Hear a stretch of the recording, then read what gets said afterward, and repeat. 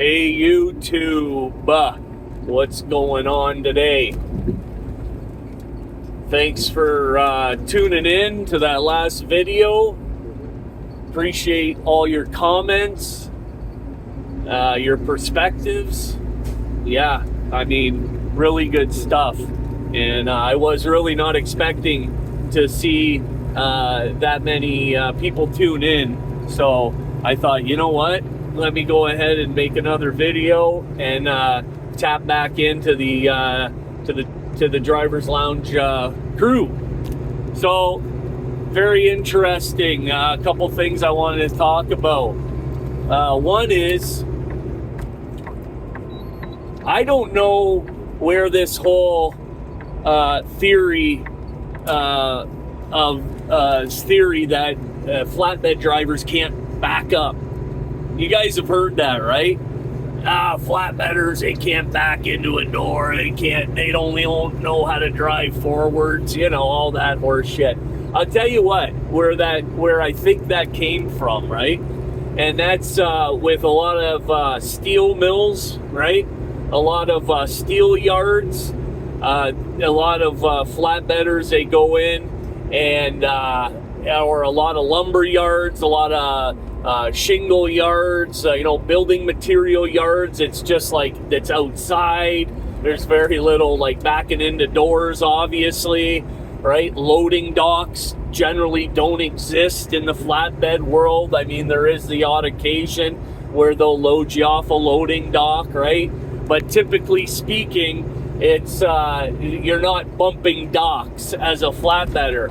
But that does not mean for 1 second that flatbedders don't have to get 75 feet of tractor trailer into compromising positions, okay?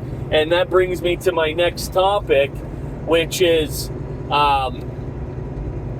this plant that I was at recently, 2 weeks ago, the Tesla plant down in Austin, okay? Now, me personally, I'd heard about the Tesla plant.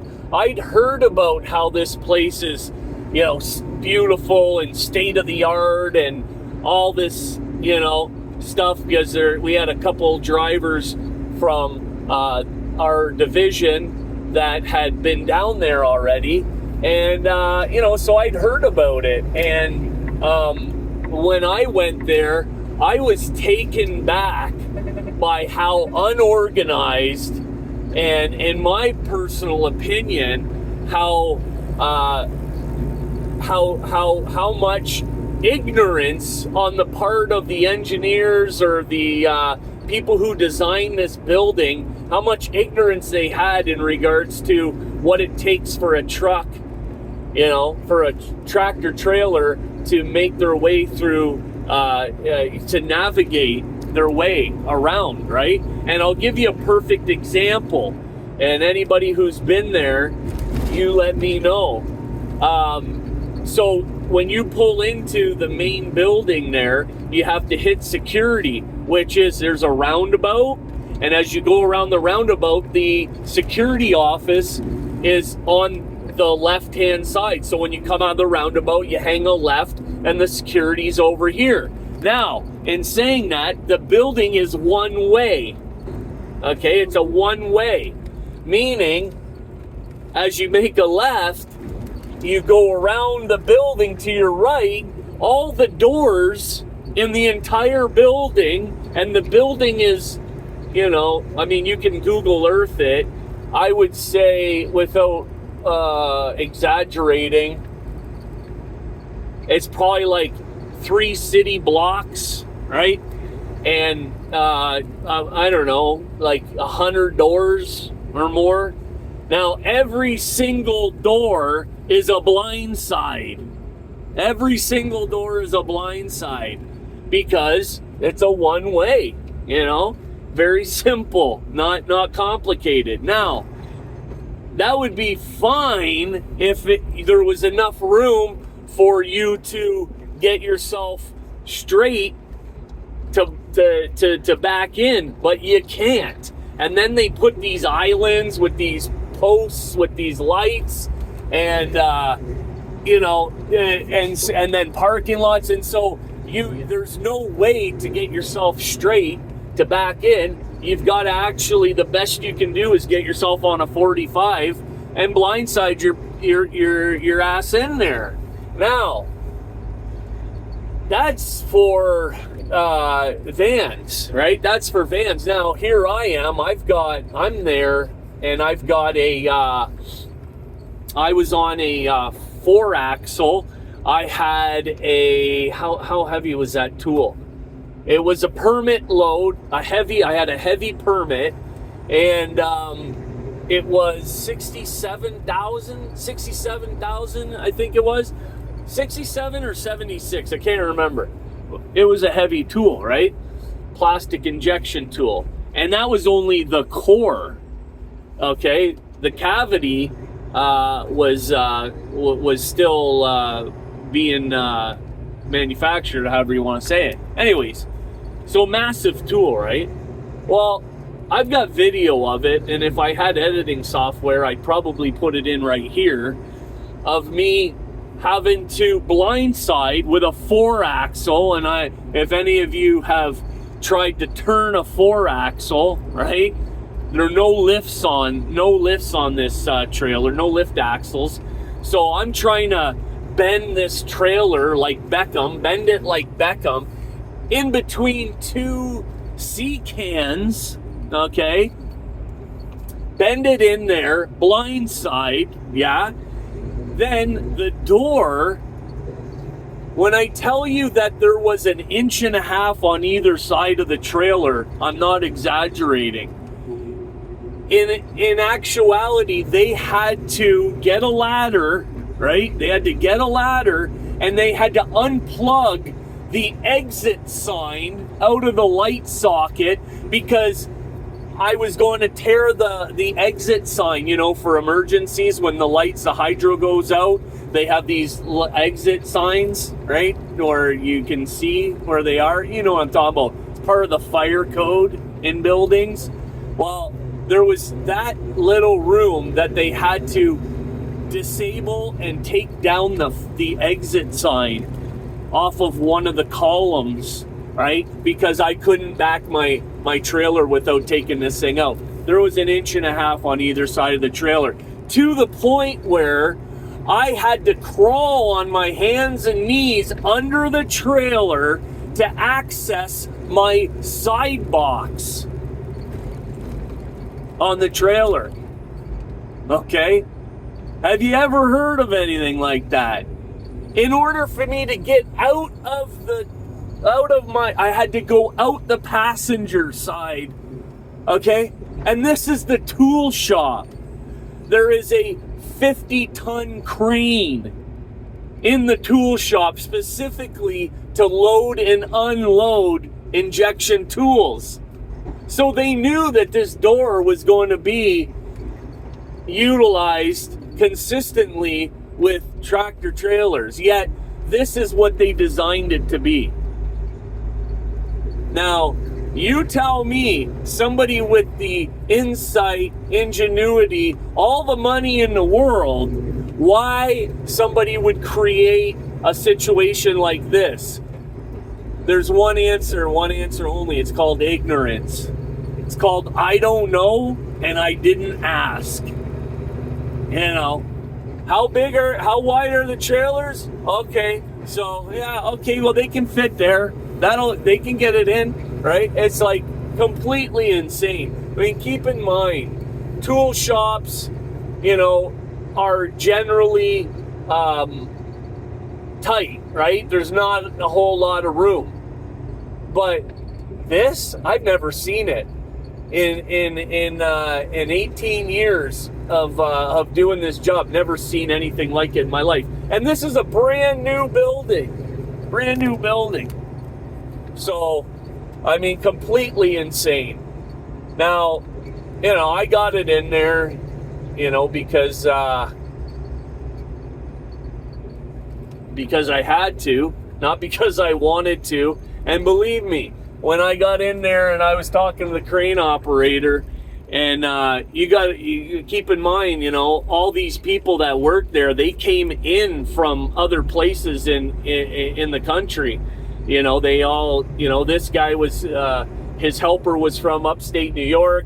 He was from Missouri, a little town outside of St. Louis, and they even said it's ridiculous. This place is a shit show. If I could snap my fingers and turn back time, I would have never taken this job. It's completely ridiculous, right? This is on a Saturday. I said, well, at least good thing for you guys is you're making, overtime working Saturday. Nope. No, you work weekends. So you would start on Wednesday and work Wednesday. Their shift was like Wednesday to Sunday, and no overtime, work weekends for straight time. I mean, this is the way they're doing things now, right? Completely backwards and upside down. And so, yeah, I mean, you got to be able to back a trailer up as a flatbed driver, especially if you're doing the kind of work that we do, and which they refer to it as like specialized. Right, specialized transport, robotics, right, tool and die, just different stuff, right, and not your building material, bricks, sticks, and steel. So, yeah, but anyways, the only other thing that I wanted to talk about was we had, how much time we got? Okay, yeah, we still got time. So there's I made the last video. If you haven't watched it, check it out. Basically, I talked about the U-turn on the toll road, right? And how 3 people, innocent people, lost their lives because of the complete neglect and ignorance, unprofessionalism of a so-called truck driver, right? A so-called truck driver. I won't call them a truck driver. I'll call them a piece of shit, basically, right? So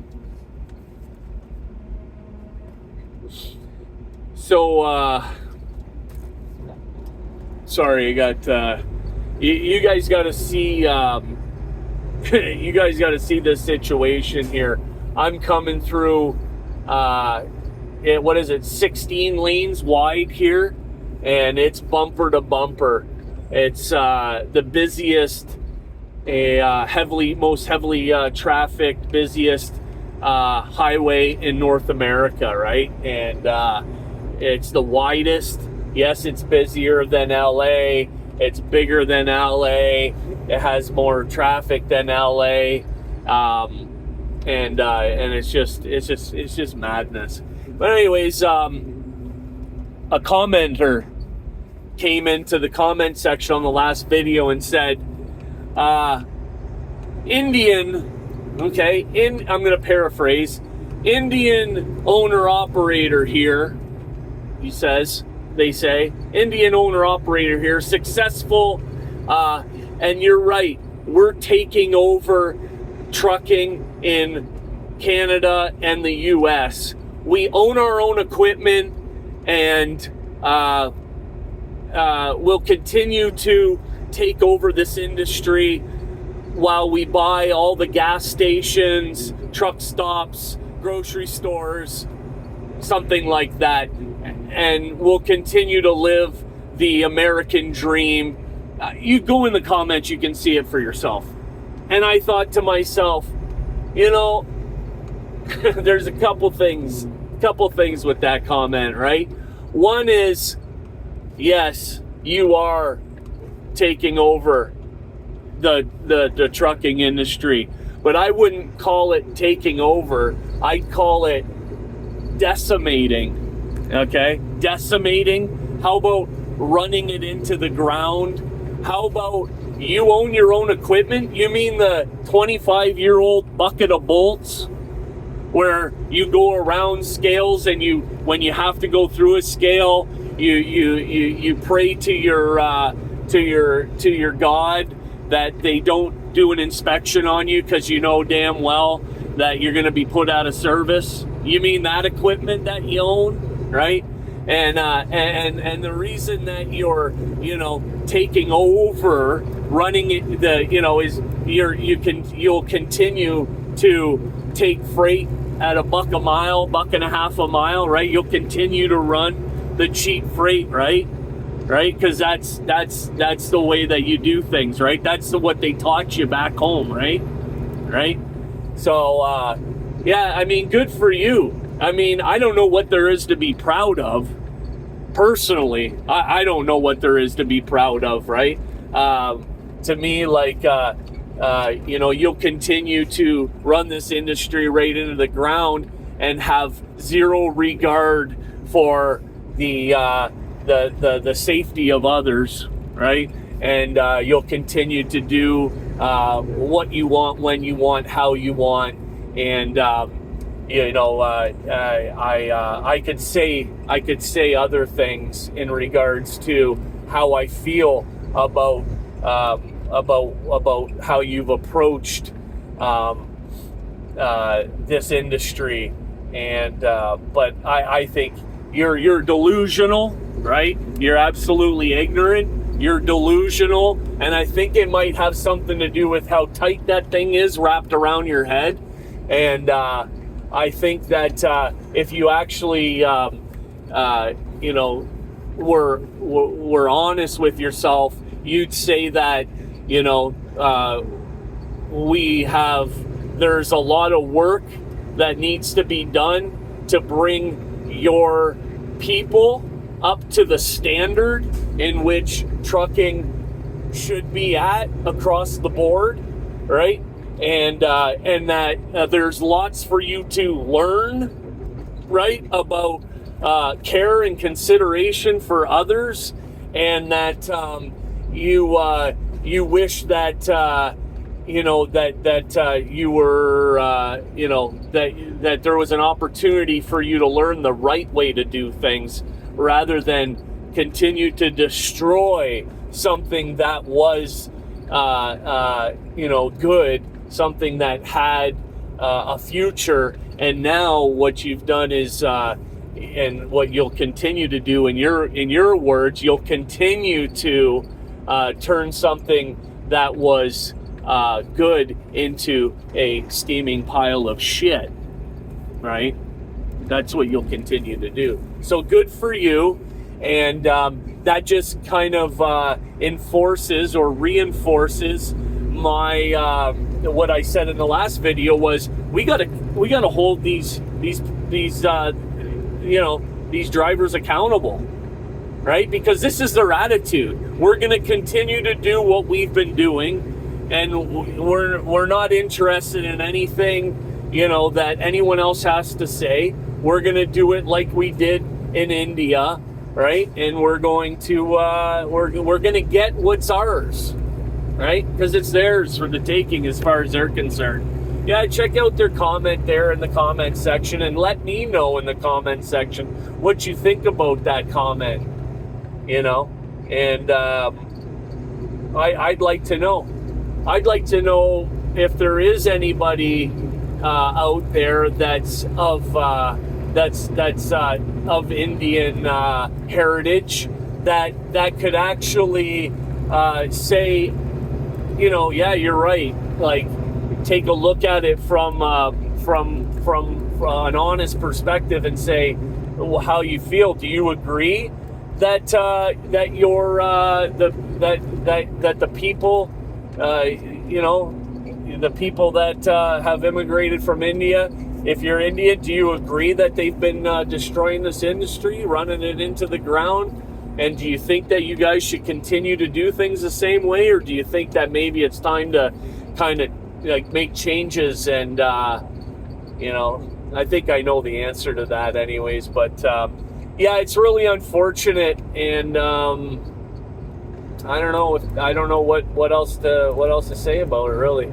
But I appreciate you guys tuning in, and we'll catch you on the next video. Driver's Lounge over and out.